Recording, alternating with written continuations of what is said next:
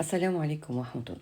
النهاردة بقى هنسوي التلات الفرخات أو التتبيلات اللي احنا عملناها في الفيديو اللي فات. اللي متابعني طبعا هيعرف أنا أقصد ايه، اللي مش متابعني هحطلكوا اللينك بتاعه تحت الفيديو. هترجعوا للتلات تتبيلات دي، بالذات بقى للناس اللي بتحب تفرز في رمضان.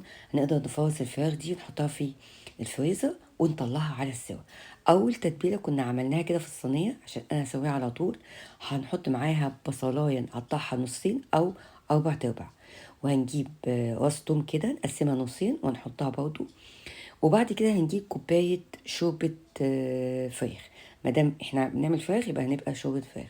هنغطيها في فرن حامي في الاول لربع ساعه كده على درجه حراره عاليه، بعد كده نقلل درجه الحراره لغايه 200. بعد ما تطلع احنا مش هننشف الميه قوي، هنفتح لما تستوي هنفتح الفول شويه لغايه ما تاخد تحميره حلوه. هناخد بقى البصل والثوم، وتقدري تحطي فلفل حراق لو عايزه، فلفل احمر او اخضر. وانا الصوص اللي فيه ده مش هنشفه قوي، هاخد بقى شويه صوص مع الثوم والبصل، وطبعا لو في فلفل حراق يبقى ممتاز.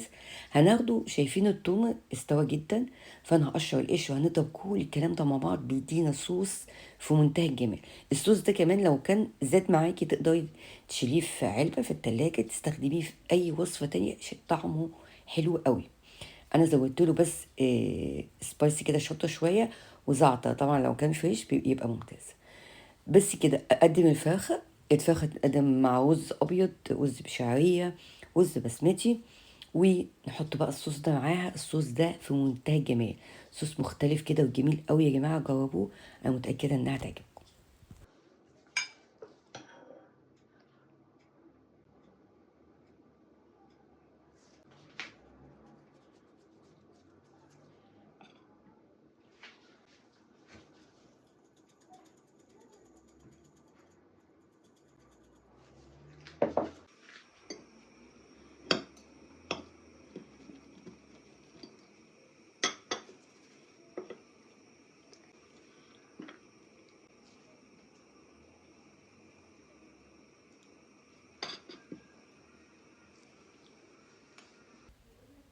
الوصفة التانية كنت سايبة كده فرخية بحالها، شوحت بس الصدر والورك كده وتبلتها بالهاني ماسترد والأعشاب حلوة قوي. بعمل ايه بقى؟ عندي شبكة وحطيت كده مية على صينية تحتيها. هفرد الفرخة دي كويس كده، وهتحط بقى التتبيلة كلها.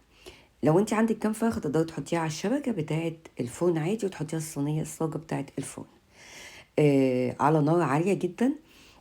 وطبعا لما ادخلها اروح موطيه النار شويه، 180 لغايه ما تستوي تاخد اللون ده. شايفين الحمار في الجنب ده مش محروق يا جماعه، دي عشان العسل النحل بيدي كده تحميره. انا بحب التحميره دي قوي اكلها.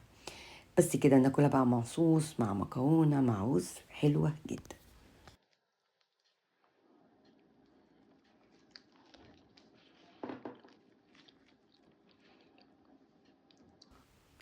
الوصفة التانية كان الفراخ بالصوص بيري بيري. صوص بيري بيري ده قلنا نستخدمه في أي وصفة لحوم وفراخ بيتحط على رز البسمتي.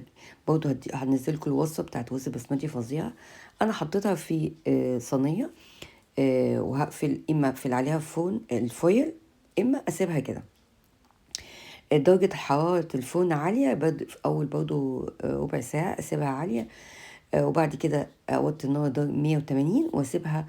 بحب أسيبها كده بقى، بتاخد تحميرة من فوق وفي الجناب وكل حاجة، بتبقى لذيذة جدا. شايفين؟ وطعم بقى الصوص رهيب. صوص البيبي دي فظيع يا جماعة. برضه نقدر نقدمها مع بطاطس، نقدر نقدمها مع رز، مع مكرونة، براحتك. نقدر نشويها في منتهى الجمال. أنا بصراحة بحبها مع رز بسمتي، والصوص بتاعها كده رهيب. بس كده يا جماعة تلات وصفات أو تتبيلات عملناهم في منتهى الجمال، وكل تتبيلة ليها طعم مميز جدا. جربوا الوصفة، متأكدة إنها تعجبكم. ولو عجبني ما تنسيش تعيني باللايك وسبسكرايب وفعل الجرس على القناة عشان يوصلك أي جديد. وأقول لكم بالهنا والشفا. سلام عليكم.